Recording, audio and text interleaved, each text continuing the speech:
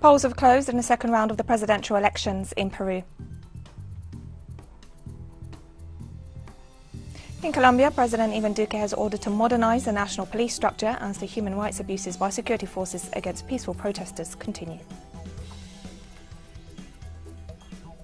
Israeli occupation police on Sunday arrested 2 prominent activists campaigning against the threatened expulsion of Palestinian families from homes in the Israeli-annexed East Jerusalem neighborhood of Sheikh Jarrah.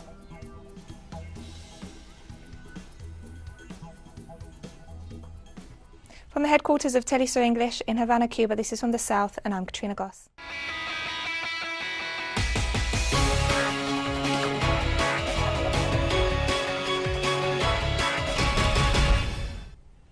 Polls have now closed in Peru's presidential vote, with exit polls putting the 2 candidates almost neck and neck, but with the right-wing hopeful Keiko Fujimori in the lead with 50.3% compared to Pedro Castillo of 49.7%.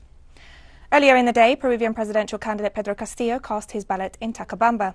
Local media reported that Castillo was accompanied by some 350 supporters and a band for several blocks from his house to the polling station. People were choosing between 2 completely opposed candidates in the presidential runoff this Sunday, held as the coronavirus pandemic continues to batter the Andean country, while festering anger at the political corruption in the country has led to fears of more instability.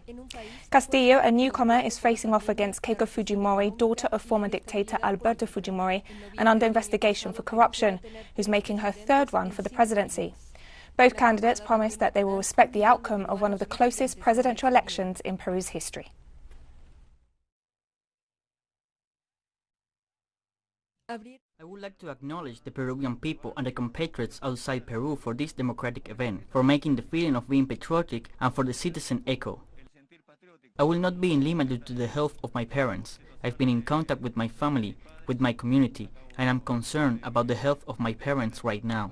I will see how I can make my parents feel tranquil, because the health and life of my family comes first. And in Chile, Peruvians stood in long lines at different polling stations to vote in the second round of the presidential elections underway in Peru. Over 117,000 Peruvians living in Chile were registered to vote this Sunday. During the first round of the presidential elections, Peruvians in Chile could not cast their votes due to the restrictions implemented by the Chilean government to cut the spread of COVID-19. On this occasion, the government of Chile granted permits to Peruvian citizens so that they could go out to vote in the electoral centres set up across the country.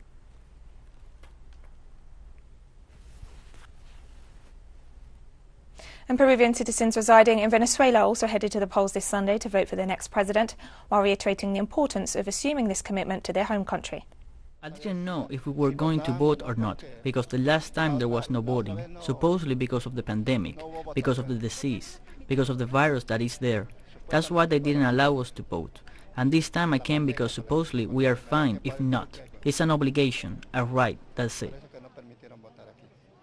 It's very important to go out to vote. We as Peruvians have to make a decision, regardless of the person for whom you are going to vote. But there is no better way to assert our right to vote than going to the polls. It is important that this time we go out to vote. Let's vote to do something for Peru. They show that we are citizens for a different Peru. Thank you. Peruvian citizens living in Spain also turned out to vote in this Sunday's presidential runoff.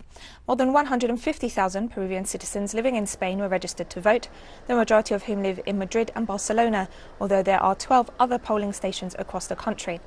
According to the National Office of Electoral Processes, a total of 1 million people form the Peruvian diaspora living in 75 countries around the world. The new president elected this Sunday will take office on July 28th, replacing interim leader Francisco Sagasti. We want my country to change, not to continue with the same people who have kept us poor all our lives. That is what I ask for as a Peruvian, because we have had enough. They steal from us and we still continue to vote for them. And Mexicans turned out at the polls for this Sunday's legislative election, seen as a key test of President Andrés Manuel López Obrador's popularity after more than 2 years in office. The midterm polls will see the election of the 500 members of the lower house of Congress, 15 or 32 state governors and thousands of local authorities. The vote is viewed as critical to the prospects of President López Obrador pushing through reforms under his so-called transformation of a country shaken by the coronavirus pandemic, a deep recession and drug-related violence. The electoral process itself has seen the assassination of over 80 candidates.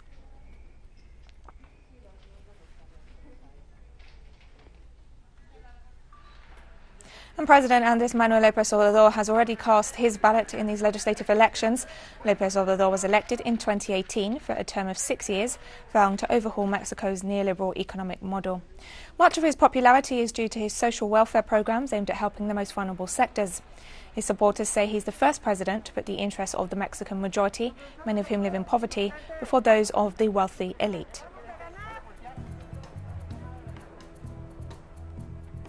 And we'll be right back after this very short break, so don't go away. Welcome back to From the South. In Colombia, President Iván Duque has ordered to modernize the national police structure. According to the president, the move aims to strengthen the nation's defense policy and create a police directorate to guarantee human rights. He also requested the urgent processing of a bill for the professionalization of police officers in the country. The initiative comes in the midst of the multiple abuses committed by the security forces against the peaceful mobilizations that are taking place throughout Colombia in the context of the national strike. The measure was also announced on the same day that a delegation of the Inter-American Commission on Human Rights arrived in the country to investigate the abuses. Duque has consistently defended the security forces despite the widespread evidence of their crimes, and instead sought to blame alleged violent protesters that he's even referred to as terrorists.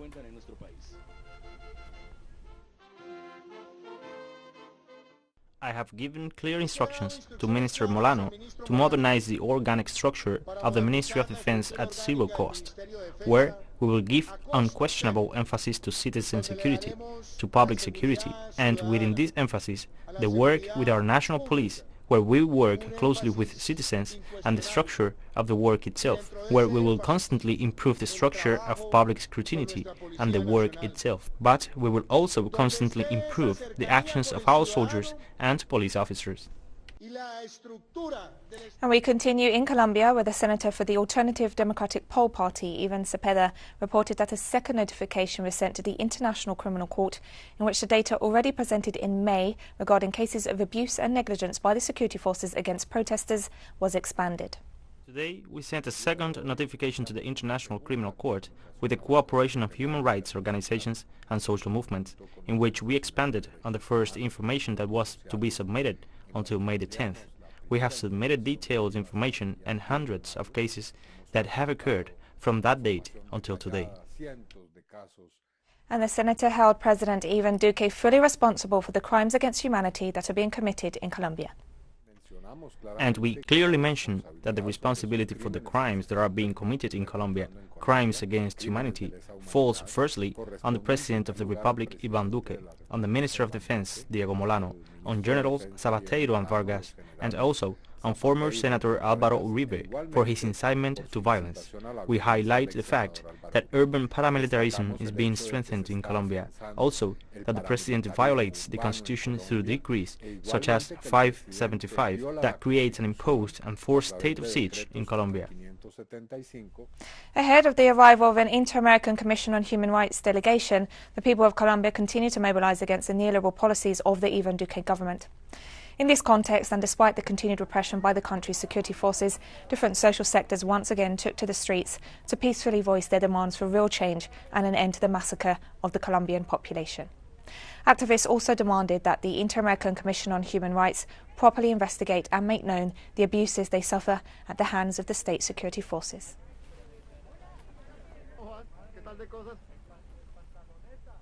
And the president of Colombia's Central Union of Workers, Francisco Martes, announced that the National Strike Committee had pushed for the government to authorize the visit of a delegation of the Inter-American Commission on Human Rights to the country. The National Strike Committee and several human rights platforms requested the visit of the Inter-American Human Rights Commission to Colombia in view of the serious human rights violations that have been occurring since April 28th, when the national strike began. Duque's government systematically refused to grant the green light for this visit, But the strength of the strike and international pressure have forced Duque to grant consent for the visit of the Inter-American Human Rights Commission.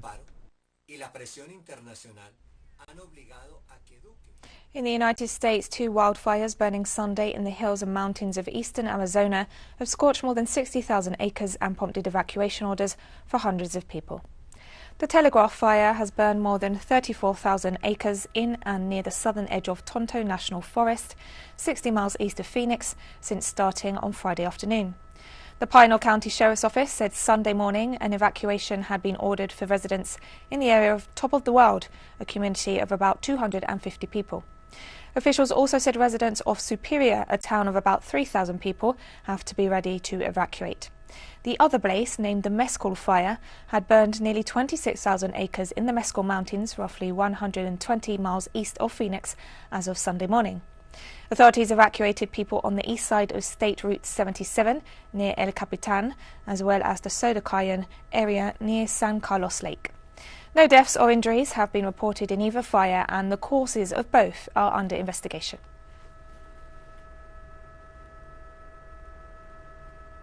In the German state of Saxony-Anhalt, Conservative Christian Democratic Union of Germany party members celebrated securing around 36% of the vote in a regional election seen as a test for the national elections in September.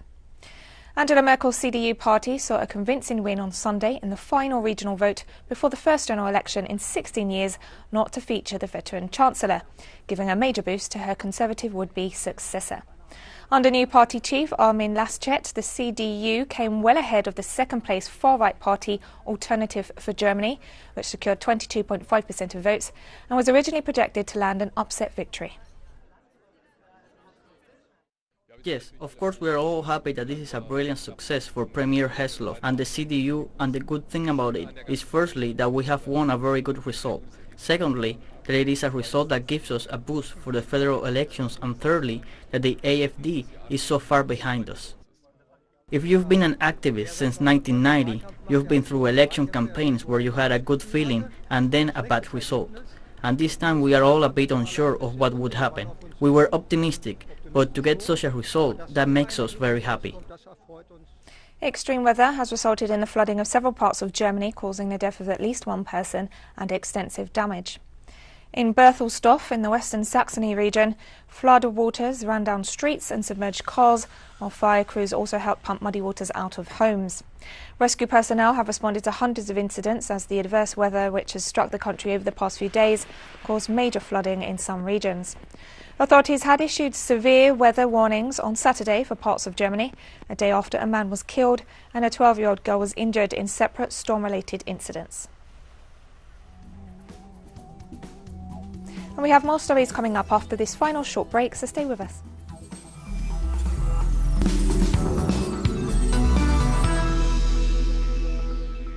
Welcome back to From the South. Israeli occupation police on Sunday arrested a prominent activist campaigning against the threatened expulsion of Palestinian families from homes in the Israeli-annexed East Jerusalem neighborhood of Sheikh Jarrah. Police took Mona El-Kurd, aged 23, away for questioning and left a summons for her twin brother Mohammed, a day after police had also detained an Al Jazeera journalist covering a demonstration nearby. The family's lawyer said police told them Mona had been charged with acts that disturb peace and order and riotous acts. Her twin brother, Mohammed El-Kurd, later turned himself in at a police station after receiving the summons. In footage widely shared on social media, she was shown handcuffed and taken by officers out of her family's home in Sheikh Jarrah, whose struggle has further fueled Palestinian anger over Israel's Zionist settlement movement. And the father of prominent activist Mona El-Kurd stressed that Palestinian residents of Sheikh Jarrah will not be silenced by the Israeli occupation in fighting for their rights.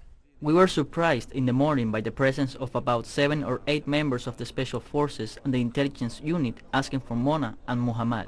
They attacked and searched the whole house, and even a female soldier entered while I was sleeping to see whether I was awake or not. I did not see any warrant that allows them to search or break into my house that way. We will not be feared, and our voice will remain loud until we take back our right.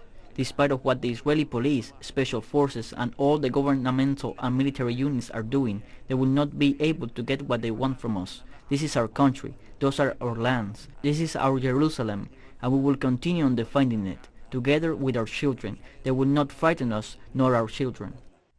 The Israeli regime has launched a COVID-19 vaccine campaign for 600,000 teenagers aged 12 to 15. The move comes 6 months after Israel began its vaccination drive for adults and after the US Food and Drug Administration approved the Pfizer-BioNTech vaccine for the age group. Thousands have already booked appointments through the country's health maintenance organisations. According to the plan, teens who are at greater risk of suffering severe symptoms from coronavirus infection will be the first advised to get the shots.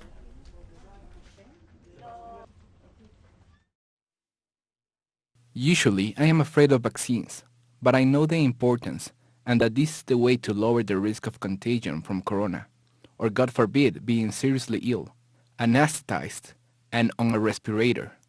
It scares me very much. At first, I was scared because on several occasions I had children in my class who got ill with corona, and I was afraid that I too would get sick. Now that I have been vaccinated, I feel safe. Nepal has authorised the COVID-19 vaccine made by Chinese pharmaceutical company Sinovac for emergency use after the number of confirmed coronavirus cases increased to nearly 600,000 on Saturday. The country's drug regulator on Friday approved the emergency use of China's Sinovac vaccine for local residents aged 18 or above to contain a resurgence of the virus. Nepal reported 5,000 new confirmed COVID-19 cases in the last 24 hours, according to the country's Ministry of Health and Population. Meanwhile, 68 new coronavirus deaths were recorded on Saturday, taking the national death toll close to 8,000.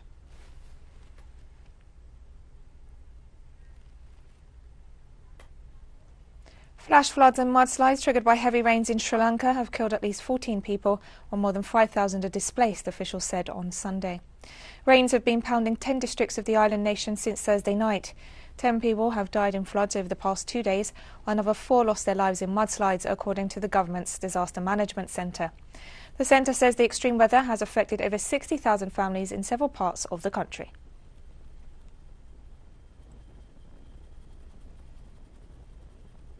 The Jordanian parliament on Sunday voted to dismiss a member whose supporters clashed with security forces. During an emergency session, 108 lawmakers voted for Osama al-Ajameh's dismissal after Parliament approved a memorandum submitted by lawmakers in which he was accused of offensive statements, insulting the Parliament and Kib Abdullah II.